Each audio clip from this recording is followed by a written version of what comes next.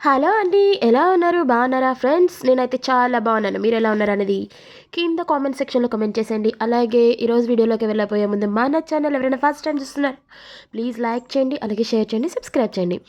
So ఇవాళ అయితే మేము హోమం చేయించుకోవడానికైతే టెంపుల్‌కి అయితే వెళ్ళినామనమాట. సో నేను అదే చిన్న వీడియో అయితే నేను మీతో షేర్ చేసుకుంటున్నాను. ఆహ్, హోమం అంటే నవగ్రహాల హోమం అండి. సో ఈ ఈ హోమం చేసి 2 డేస్ అయితంది. బట్ నేనైతే వీడియో అయితే ఇప్పుడు అప్లోడ్ చేస్తున్నా. సో ఇక్కడ నవగ్రహాలకి హోమం చేసే ముందైతే ఫస్ట్ నవగ్రహాలకి పూజ అయితే చేశారనమాట. అందుకే మనకిక్కడ అన్నీ చూస్తున్నారు కదా! 9 గ్రహాలకి 9 జాకెట్ ముక్కలతోటి 9 నవధాన్యాలతోటి పూజ అయితే చేశారు. ఫస్ట్ గణపతి పూజ చేసి తర్వాత హోమానికైతే పూజ అయితే చేశారనమాట. ఈ పూజ అయిపోయిన తర్వాత హోమం అనేది చేశారండి.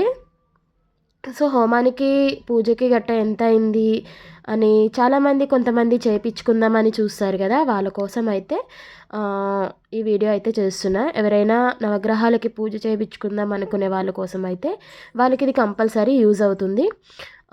ఎందుకంటే కొన్ని కొన్ని గ్రహాలకి చేయించుకుంటే చాలా మంచిది అంటారు. సో మన ఏదైనా కొన్ని కొన్ని పిల్లలు పుట్టినప్పుడైనా లేకపోతే కొన్ని కొన్ని సందర్భాల్లో మనకి గ్రహాల శాంతి పూజ చేయించమని పంతులు వాళ్ళు చెప్తూ ఉంటారు. సో అలాంటప్పుడు మనమైతే ఈ పూజ అయితే చేయించుకోవాలన్నమాట. సో ఇక్కడైతే మాకు ఆ పూజ నవగ్రహాలకి పూజ అయిపోయిన వెంటనే హోమం అయితే స్టార్ట్ చేసిండ్రండి. సో పంతులు గారు ఏమో నెయ్యి వేస్తూ ఉన్నారు, అవునయ్య. సో మమ్మల్ని అయితే నవధాన్యాలను అయితే ఇద్దరిని అందులో కొంచెం కొంచెం వేస్తూ చేశారనమాట. చూస్తున్నారు కదా. ఇంకా పూజకైతే 12,000 దాకా అయ్యిందనమాట అండి.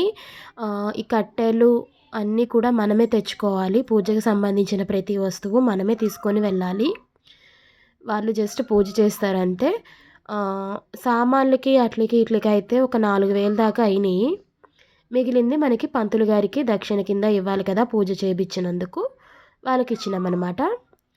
సో ఈ కట్టెలు అవి కూడా మనమే తెచ్చుకోవాలి, ప్రతిదీ మనమే తెచ్చుకోవాలి. దేవుడి కాడ పెట్టే కుందులు కానించి అన్నీ మనమే తెచ్చుకోవాలి.